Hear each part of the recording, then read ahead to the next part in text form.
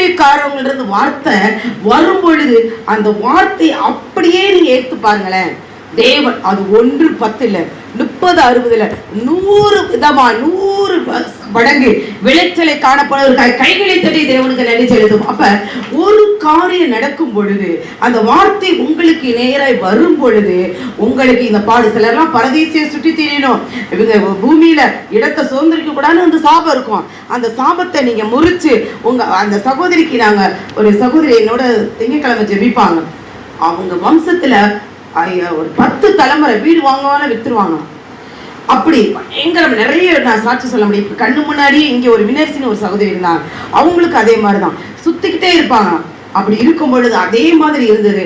அப்ப ஜெபிக்கும் பொழுது இந்த வார்த்தை முதல்ல நுகன், என் பேரு நுகன் டீச்சர்னு சொல்லுவாங்க.